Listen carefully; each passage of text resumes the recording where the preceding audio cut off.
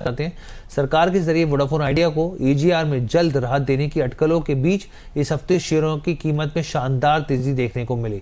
Stock पूरे हफ्ते 10% तक चढ़ता हुआ दिखा और 11 रुपए के करीब आकर खड़ा हो गया। इसके चलते आप ये देखिए इंडस टावर के शेयरों में भी 3% की तेजी आई, 416 के भाव पर ये पहुंचते हुए देखिए। दरअसल स्टॉक में जो तेजी बनी उसके पीछे की दो वजह। पहली बात तो देखिए इस तरह की रिपोर्ट्स आई कि केंद्र सरकार आने वाले दिनों में टेलीकॉम कंपनी की एजीआर राहत सिफारिशों को फाइनल कर सकती है। हालांकि अभी तक सरकार की तरफ से कोई स्पष्टीकरण इस पर नहीं आया है, यहाँ पे कोई बयान नहीं आया है।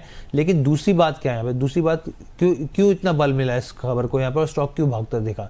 दरअसल केंद्रीय दूरसंचार मंत्री ज्योतिरादित्य सिंधिया ने संकेत दिया कि सरकार कंपनी के अतिरिक्त एजीआर बकाये से जुड़े राहत प्रस्तावों को आने वाले हफ्तों में अंतिम रूप दे सकती है। सिंधिया ने कहा कि एक चैनल पे वो बात कर रहे थे, उन्होंने कहा कि सरकार जो है यहाँ पे औपचारिक अनुरोध का इंतजार कर रही है कंपनी की तरफ से, ताकि किसी भी राहत कदम पर आगे बढ़ा जा सके। उन्होंने बताया कि सुप्रीम कोर्ट का निर्णय हाल ही में आया है और इसलिए उसे सावधानीपूर्वक परखा जा रहा है, पढ़ा जा रहा है, समझा जा रहा है।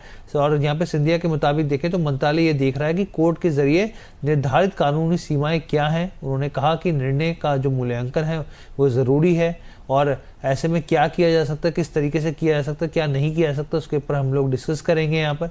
और यहाँ पे सिटी की भी रिपोर्ट निकल के आई। यहाँ पे सिटी का साफ तौर पे कहना है कि जो मंत्री जी ने यानी कि ज्योतिरादित्य सिंधिया ने उम्मीद बांधी है, उससे वीआई के लिए एक राहत पैकेज की रूपरेखा जो है आने वाले दिनों में देखने को मिल सकती है। साल के आखिरी में ये जो है चीज़ें होती हुई दिख सकती हैं यहाँ पे।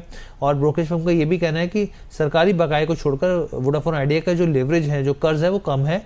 एजीआर राहत, मजबूत कैश फ्लो के साथ नई डेट जो फाइनेंशियल जुटाने की जो चीज़ें हैं उस पर कंपनी जो है वो आगे बढ़ रही है।